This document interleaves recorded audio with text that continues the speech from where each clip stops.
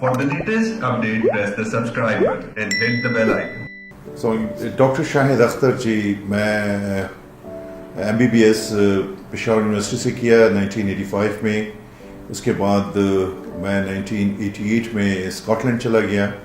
وہاں پہ internal medicine کا کورس ہوتا ہے جی، سال وہ اٹینڈ کیا. اس کے بعد میں آئرلینڈ گیا. وہاں پہ 1989 میں نے سائیکیٹری میں کام شروع کیا جی. اور آئرلینڈ میں 1989 سے لے کر 1995 تک رہا. وہاں پہ میں نے DC سائیک کیا. اور اس کے بعد میں انگلینڈ آ گیا جی. انگلینڈ میں آ کے میں نے دوبارہ وہاں پہ سائیکیٹری میں کام شروع کیا. تو وہاں پہ پہلے میں اسٹاف گریڈ تھا سائیکیٹری میں، پھر ایسوسی اسپیشلسٹ بنا، اور اس کے بعد کنسلٹنٹ بنا 1999-2000 میں. تو پھر اس کے ساتھ ساتھ میں نے وہاں پہ general psychiatry, general psychiatry, old age psychiatry, forensic psychiatry, drug and rehabilitation psychiatry, child psychiatry, ان سب میں ٹریننگ کی جی. اور فورینسک سائیکیٹری میں کنسلٹنٹ بنا. ریمپٹن ہاسپٹل ہے وہاں پہ، میکسیمم سیکیور ہاسپٹل ہے انگلینڈ میں.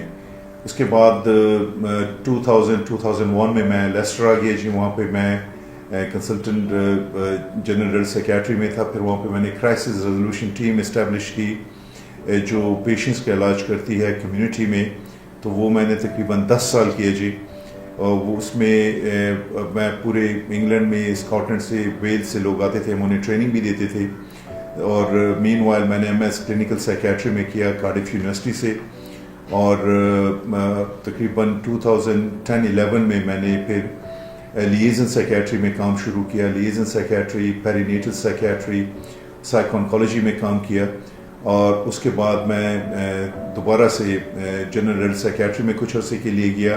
ابھی بھی میں لیسٹر میں لوکل کنسلٹنٹ ہوں جی. تقریباً 2 سال ہوئے میں پاکستان واپس آیا ہوں. میکس ہیلتھ میں کام کرتا ہوں، اور اسلام آباد psychiatry clinic and rehabilitation centre جو پارک روڈ میں ہے وہاں پہ ہوں. شام کو میں میکس ہیلتھ سینٹر میں بیٹھتا ہوں. اور یہاں پہ میں ڈرگ ریہیبلیٹیشن سائیکیٹری میں، جنرل سائیکیٹری میں، چائلڈ سائیکیٹری میں کام کرتا ہوں.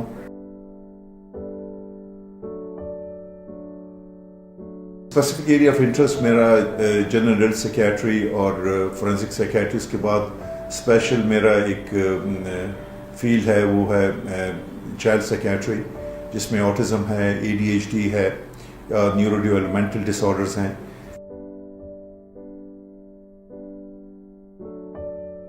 OCD آبسیسو کمپلسیو النس ہوتی ہے جی، جس میں آبسیشن ہوتی ہے، آدمی کے ذہن میں خیال آتا ہے، پھر کمپلشن ہوتی ہے، پھر اس خیال کو عملی جامہ پہناتے ہیں. مثلاً آدمی کے ذہن میں آتا ہے کہ میں نے گیس کا چولہا بند نہیں کیا، تو آدمی جا کے اسے بار بار چیک کرتا ہے.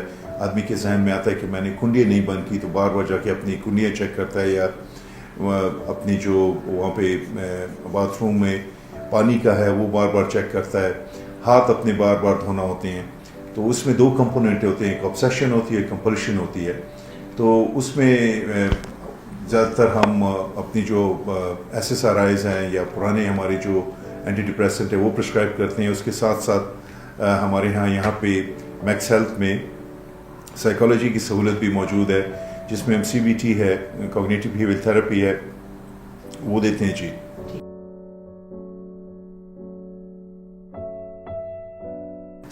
اسکیزوفرینیا مینٹل النس ہے جی. اور اس میں میں نے تقریباً وہاں پہ مانچسٹر میں تقریباً 4 سے 5 سال جب میں اپنی میری ٹریننگ ہو رہی تھی، تو میں وہاں پہ کلینکل ریسرچ فیلو تھا مانچسٹر یونیورسٹی کا، اور میڈیکل ریسرچ کونسل انگلینڈ کا.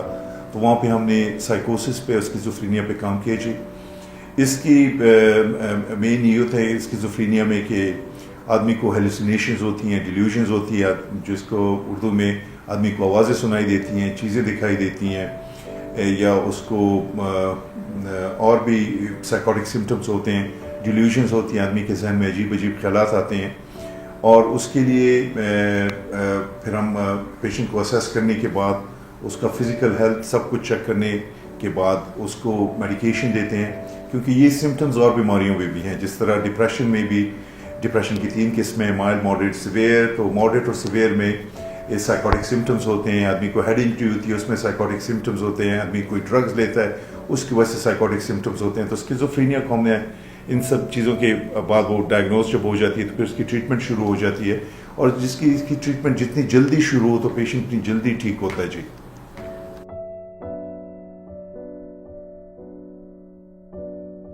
ڈپریشن جی دیکھیں, اگر آدمی کی زندگی میں کوئی ہلچل سی آ جائے, آدمی کو پاس نوکری نہ ہو, فیملی میں اس کے مسئلے مسائل ہو, تو ظاہر ہے آدمی اداسی آدمی کے ذہن پہ آتی ہے.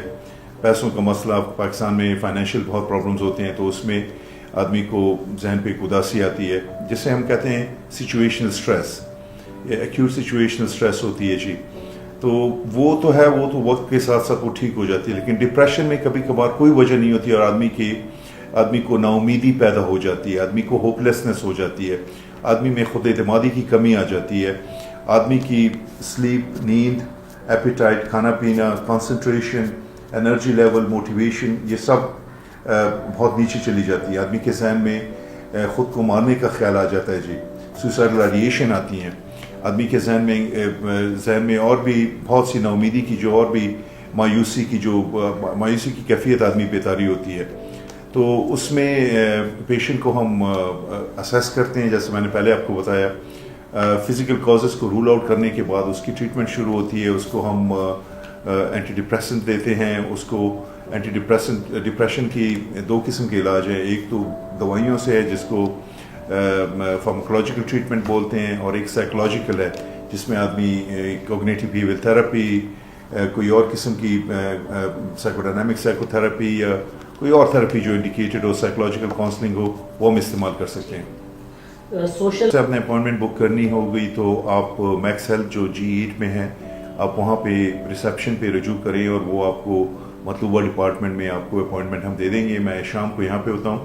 کا جو برٹش گائیڈ لائنس ہیں, رائل کالج آف سائیکیٹرسٹ کی گائیڈ لائنس ہیں, جو ہماری وہاں پہ جس کو ہم نائس گائیڈ لائنس بولتے ہیں, national institute of clinical excellence England کی جو گائیڈ لائنس ہیں, ہم اس کے مطابق علاج کرتے ہیں. اور وہاں پہ کسی مریض کو بند نہیں کیا جاتا, مریض کو پہلے ڈیٹاکس کیا جاتا ہے, پھر اس کے ساتھ روزانہ کی بنیاد پہ کاؤنسلنگ ہوتی ہے. نہیں کہ وہاں اس کے ساتھ صرف گروپ کاؤنسلنگ ہوتی ہے, روزانہ کی بنیاد پہ وہاں پہ سائیکیٹرسٹ موجود ہوتا ہے, جونیئر ڈاکٹرز موجود ہوتے ہیں, وہاں پہ ہماری سائیکولوجسٹ کی اپنی ٹیم ہے, وہ دیکھتے ہیں.